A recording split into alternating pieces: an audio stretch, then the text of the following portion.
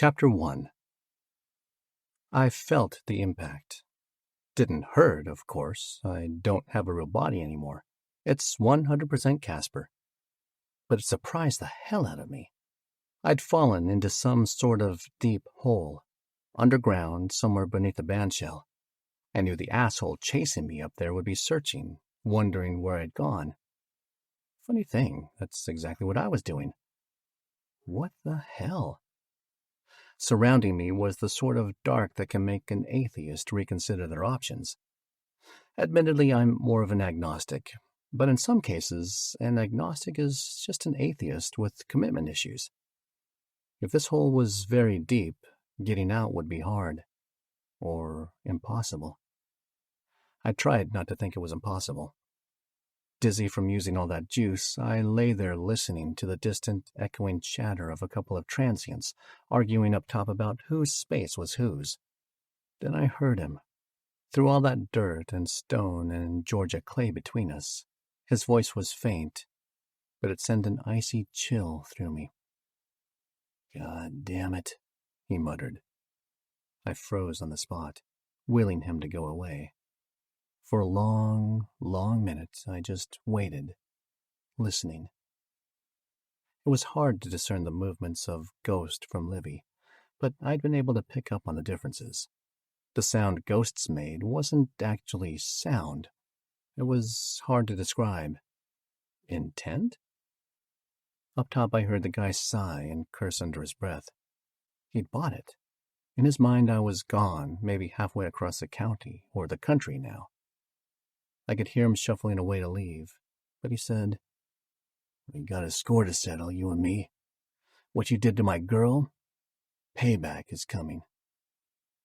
Then he was gone. Despite myself, I exhaled. Just a habit from being alive, but it still felt cleansing. "That boy got something in for you, something fierce now." My calm snapped away like I'd been electrocuted, and I sat up, quickly pushing my arms out reflexively to ward off any attack. Whoever had spoken, I couldn't see them. That didn't make sense. Only another spook could have seen me, and in the dark, whoever it was, they would glow. How were they hiding from me? Why were they hiding from me? Trying to sound tough, I asked in a growl, "Who are you?" In truth, my tough sounded too plaintive. My growl sounded like it had come from some skinny stray dog's empty stomach. Instead of establishing I was some badass mother not to be messed with, I'd sounded more like a pigtailed toddler in the back of a station wagon, whining that I had to go pee. The man just chuckled, deep-throaty, sing-song. "Why can't I see you?" I asked, my voice quivering. You're not using voodoo or something, are you?" The chuckle turned into a full-body laugh. The guy said, "Voodoo? Boy, what the hell is wrong with you? Sound like you had a hellacious time of things." Another laugh. "Voodoo? I bet you got stories." I wasn't going to be taken in by some folksy guy trying to play like he wanted to trade tales.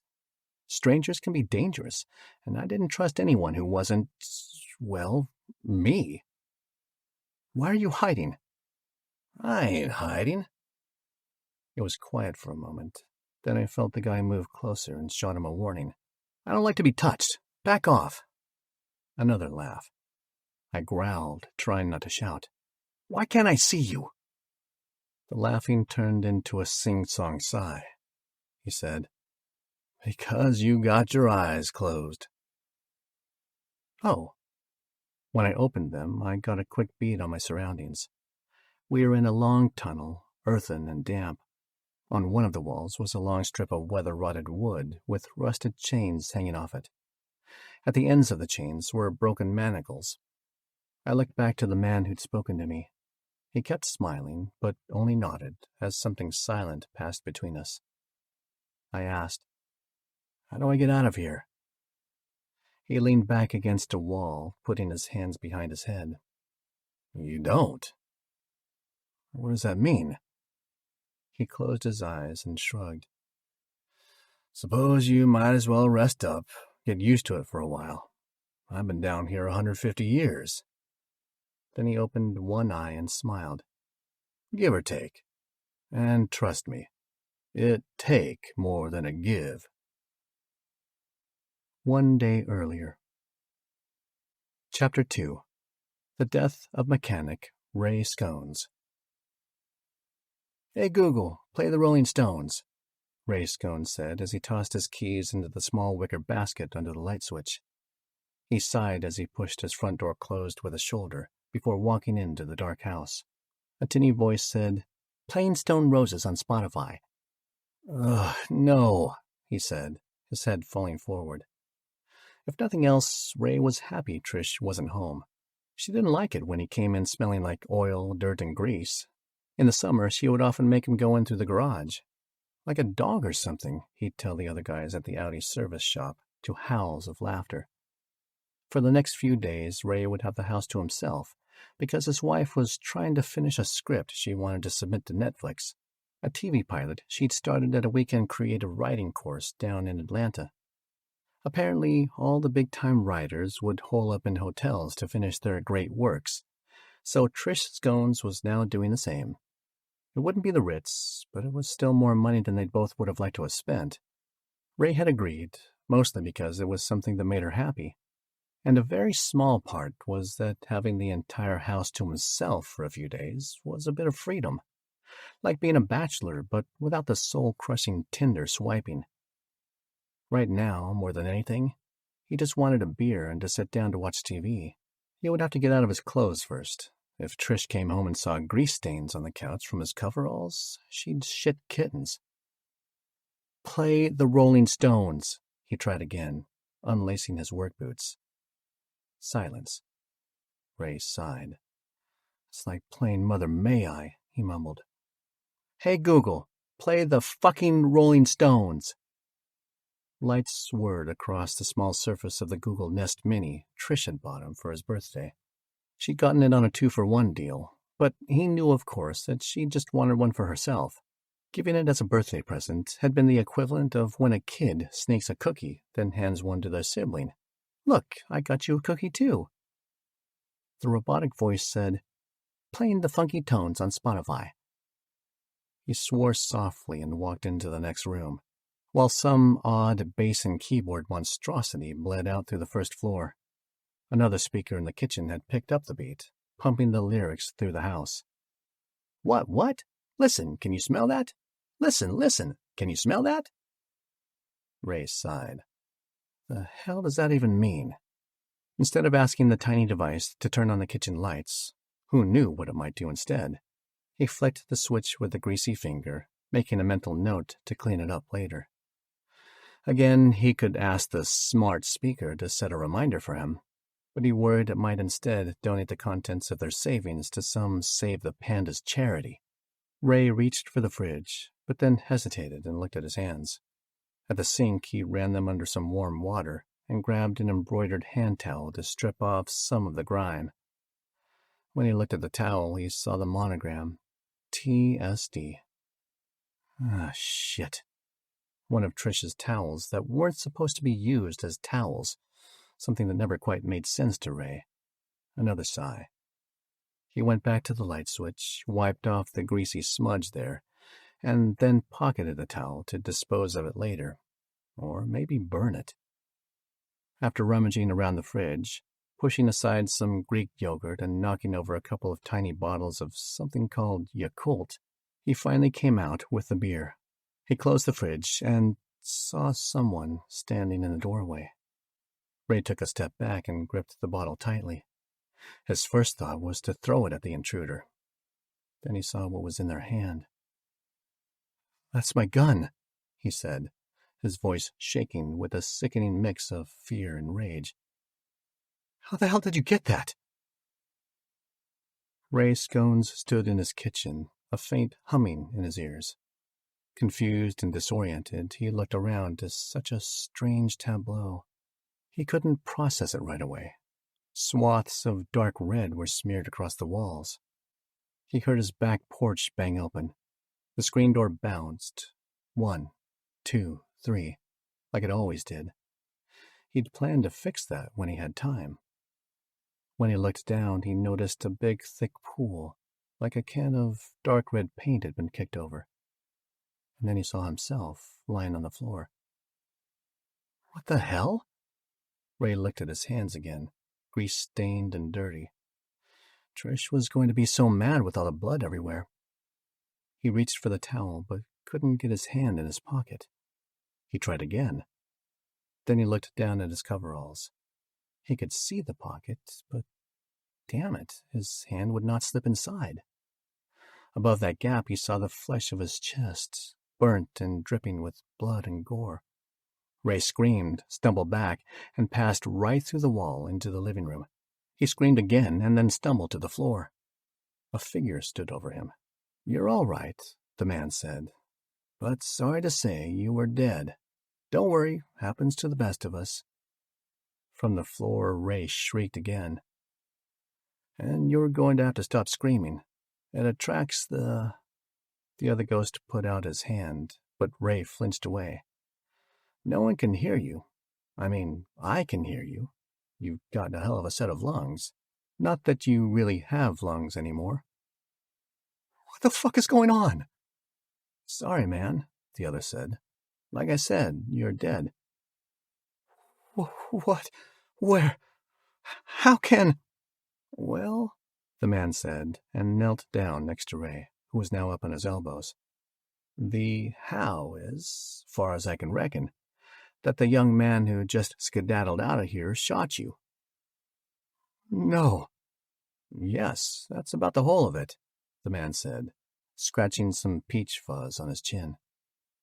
"As for the where, you are now in the in-between. It's where people like you, like me, get kinda caught up when we're killed." No. "Listen, I can help you," the other man said. "That's what I do. I help others like you. Ghosts." Ray scanned the room, his eyes dancing in their sockets. "How?" The man stood back up. "I'll look into who that kid was, so that the world knows who killed you. It'll rebalance everything, and you'll get out of here. To do that, I need you to take a look at something. Get up. Come with me." "What? Why?" "As I said, it's my job." The man smiled. "My name is Jimmy Withy, and I'm the world's best private investigator." Chapter 3. My name is Painter Mann, and I was in trouble. You might think that was an odd state for a ghost to be, sure. If that is your thought, then you don't know much about being dead. Can't blame you. I didn't know much about that sort of thing until I'd died. The dead don't sleep, so I spent a lot of time wandering around and window shopping. At that moment, I wasn't staring into the shops of Marietta Square, a heavy metal t-shirt and record outlet, a run-down wedding dress store, and a hole-in-the-wall bar called Wicked Lester's. I was flying past them without a second glance. Oh, except for that kill-em-all black shirt, which was new, taking each corner as quickly as I could. It was dark, so I could easily be seen, and I was being chased. Again. In my early days in the in-between, maybe a year ago now, that happened a lot. I still worried about being caught by black-hearted thugs like the Ghost Mob. They had been hell-bent on waging war on the living, and I'd gotten tangled up in the middle of it. But after I took out their power grid, one that could give physical substance to an army of the dead, they'd fallen apart, drifted away. Some might have even passed on to whatever was next. However, that would only happen if their individual killers had been identified. That was how it worked. Those stuck in the in-between were there because they'd been murdered, and the perp hadn't been identified yet. Perp. That was a new term for me. Sure, I had faint memories of hearing perp in TV cop shows, but I'd never felt comfortable just whipping it out. Still don't. But my new instructor, a cop in suburban Atlanta, he used it like others say cat or Danish. Being the world's best private investigator, or rather the best dead private investigator, carried a lot of responsibilities. Well, just the one. I had to find the names of people's killers so the dead could move on. But just because I was the world's best dead PI didn't mean I was any good at it. I wasn't. So that mental of best came with a caveat. I was the only one, so I was also the worst.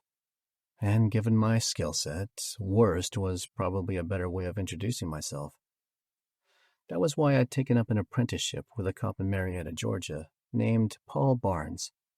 He was smart about this investigator stuff. And the best part, he muttered when he thought and when he read. That gave me insight on how to work stuff out. Of course, I was a ghost. He didn't even know I was there.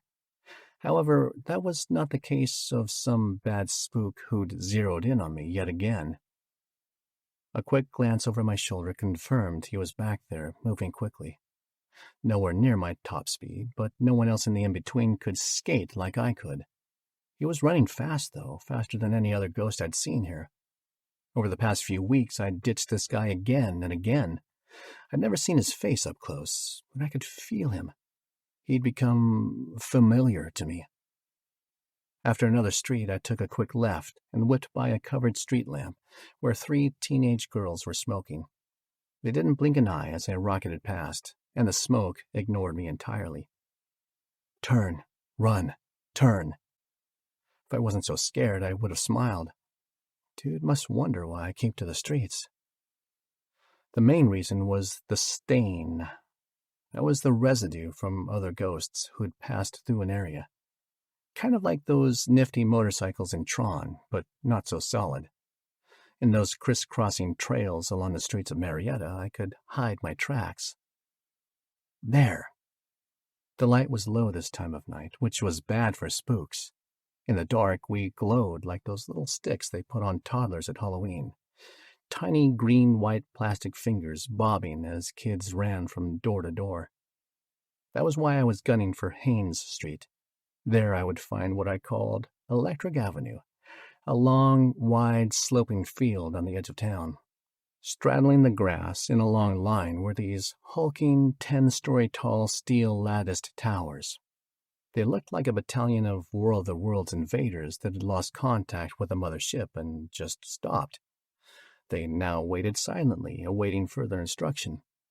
The long dormant monsters held up the thick black ropes that powered the city. All that electricity could give a ghost cover, too, since the stain they left behind got lost in the static wash. I passed by the field and raced up the street, planning to double back and rabbit away. Those were his words, not mine. Run, rabbit, run! I made my 180 and started scanning from left to right, but he was out of sight. I hooked right, about to shoot down Electric Avenue, thinking it would be time to pour on the gas and lose him. But he'd worked me out. There you are! Oh, shit. He'd been tucked behind a row of tall Georgia pines, waiting. The spook raced at me, and drunk on some brew of frustration and fear, I tried something different. I ran toward him. He'd not seen that move from me before, and he faltered, planting his feet. Within spitting distance, I juked quickly to the left, then again to the right, and went around him like a stock car avoiding a crash on turn 2. The prick was almost as quick, though, shooting an arm out at me, and just as I passed, his ghostly fingertips nearly caught me on the elbow. I felt a drop of energy dip out of me as it passed into him. That was the big fear. That was what I had to avoid. Losing my energy, my juice. Enough playing with this guy. Time to turn on the speed. I began pumping my legs as I had as a kid, moving faster and faster and faster. Then he called out, and I couldn't help it. I glanced back. Major Mann, where you going? Just want to talk, fella. Slow down. Let's catch us a beer. Then he laughed in a way that rippled through me, turning my stomach sour, despite no longer having a stomach. That was the first time I'd ever heard him call my name. He knows me? Maybe he didn't want to cause me any harm. Maybe he needed help. For an instant, my legs slackened. I started to turn, but then saw he was coming full steam toward me. Nah, no time to catch up. I rocketed back to the square, a lot of light there. But now he was moving. He could run even faster than he'd let on, really pouring it on. As I made the circuit, doubling back, I again caught sight of the smokers, but they looked different. 2 instead of 3 now. That was when I noticed one of them was now on the ground, the others helping her back to her feet. Behind me, the ghost cackled with delight. Wait, did he use some juice to knock one down? No time to think about it. I hooked a corner and sprinted down the block. Come here! Shit, man! I shouted. Holy hell, he'd caught up to me. His grubby fingers, and they were grubby, took a swipe again, nearly grabbing my arm. For the first time, I got a good look at him. The hands of a workman, scarred and dirty. The sleeves of his thick coat looked like they'd been fashioned from wool and baling wire. The look on the old guy's grizzled face, deep lines and some blackened teeth, told me he was really looking forward to beating the hell out of me and stealing my energy. Time to end this dance for now. I forgot all about being coy, gritted my teeth, and started pouring on the gas. Time to skate, I said. Faster and faster I moved. The trees, buildings, and homes began to blur, and I felt myself lift just slightly. It was not as if actual skates appeared on my feet. At least I didn't think so. But once I was skating, I could move faster than anything else on the planet. I figured the most remote part of the United States would be a bit northwest, so I pointed that way, hit the afterburners, and didn't stop until I saw the sun coming up. I slowed when I saw tall trees, a vast clear blue lake, and snow-capped mountains. Huh, I said when I'd finally slowed down. That is a picture postcard. Anyone who'd never seen the Canadian Rockies in the sun was missing out. After a few moments to take in the sheer beauty of it, I turned in the direction of Atlanta and headed back toward where I was, for now, calling home. It would take me a few hours, so I would use that time to think. Who the hell is that guy?